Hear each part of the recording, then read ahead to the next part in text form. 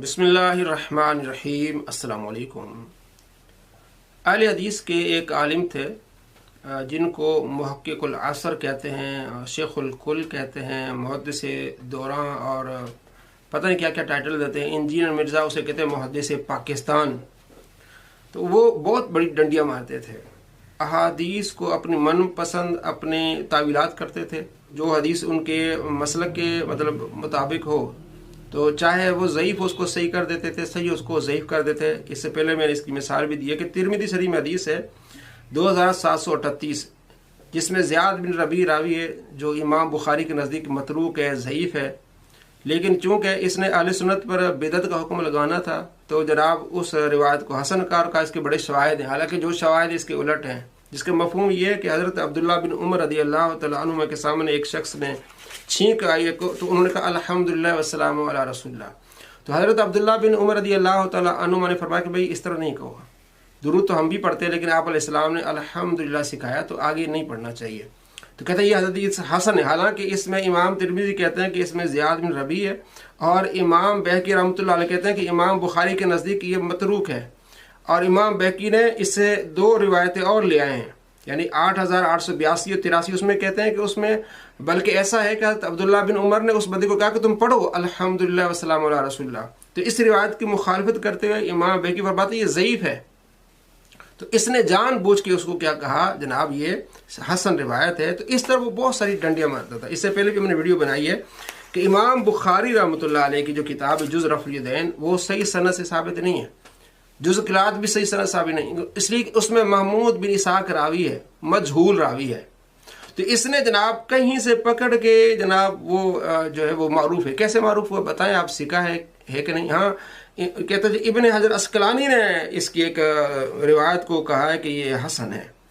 अच्छा, अपनी आप देखें ना इसकी जो है जिसमें इसने तहकीम की है, हुक्म लगाया है, नसाई में, इब्न माजा में, तिरमिज़ी में, अबू दाऊद में, आप उसमें देखें कि बारहा ये कहता है कतादा मुदल्लिस से अनस रिवायत कर रहा है, समा की जसरी नहीं इसलिए यदि ज़ईफ़ है ज़ईफ़ है ज़ईफ़ है।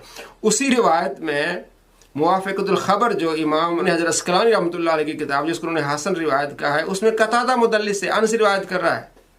तो उन्होंने जो हसन कहा किसी और तरह से क्या है, और उसमें नीचे बड़ी तफसील लिखी है कि इब्न हब्बान में इसमें एक और सनद से रिवायत है।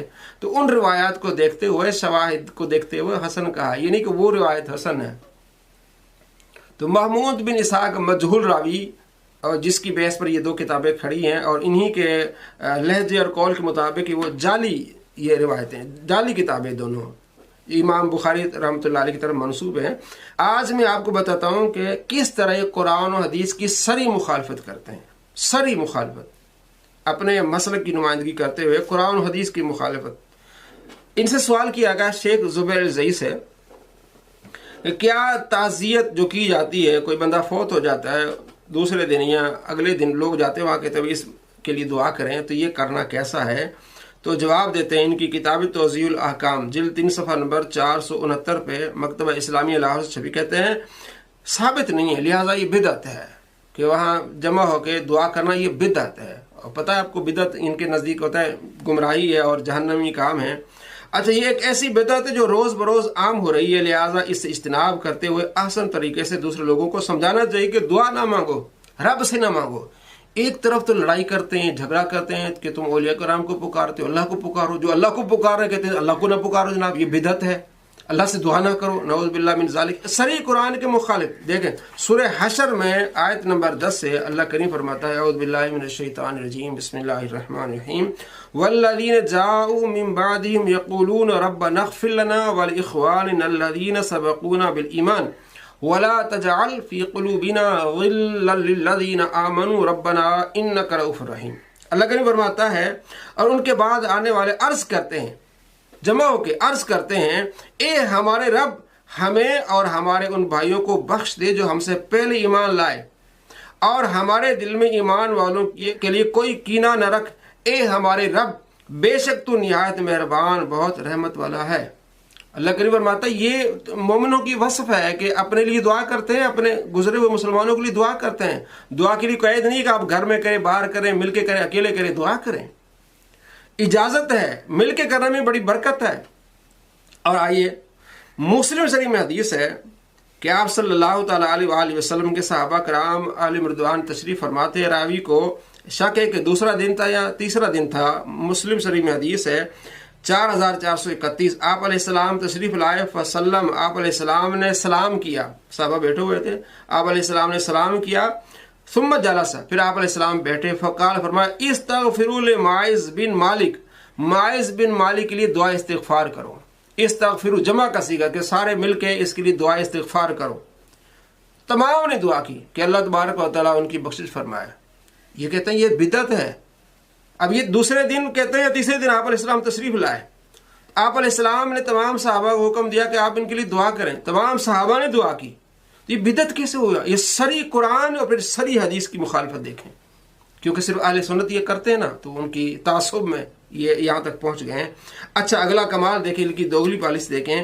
ان سے سوال ہوگا، ان کی ہی کتاب توضیح الاحکام جلد 3 میں ان سے سوال ہوا کہ میت دفن کرنے کے بعد جو دعا کرتے ہیں کھڑے ہو کے، یہ کرنا کیسا ہے؟ تو کہتے ہیں جناب یہ اجتماعی دعا کرنا یہ تو ثابت ہے، آپ صلی اللہ تعالیٰ علیہ وآلہ وسلم نے خود فرمایا تھا استغفروا لاخیکم، اپنے بھائی کے لیے دعا کرو۔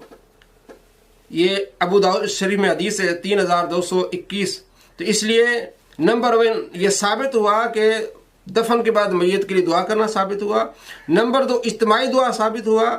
اور کہتے ہیں کہ حافظ عبداللہ روپڑی رحمہ اللہ نے حدیث مذکور کے بعد لکھا ہے، یہ زئی صاحب کہہ رہے ہیں کہ اس طرح قبر پر اختیار ہے ہاتھ اٹھا کر دعا کریں یا بغیر اٹھائے دعا کریں، ہاں ہاتھ اٹھانا بہتر ہے، آداب دعا میں سے ہے، تو اس لیے آداب دعا میں سے یہ دعا کرنا چاہیے۔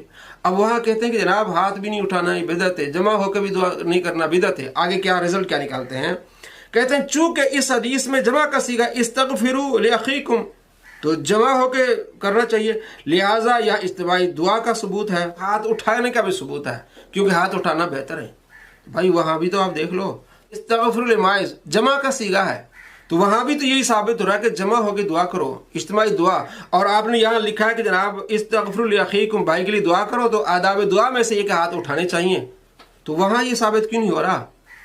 تو وہاں بھی جمع کا صیغہ ہے، یہاں بھی جمع کا صیغہ ہے، وہاں بھی مسلمان بیٹھے ہیں، یہاں مسلمان بیٹھے ہیں، تو کس طرح کی یہ مغلی پالیسیاں کر رہے ہیں، کس طرح صریح قرآن و حدیث کے خلاف چل رہے ہیں اور کیسے پکڑے جا رہے ہیں۔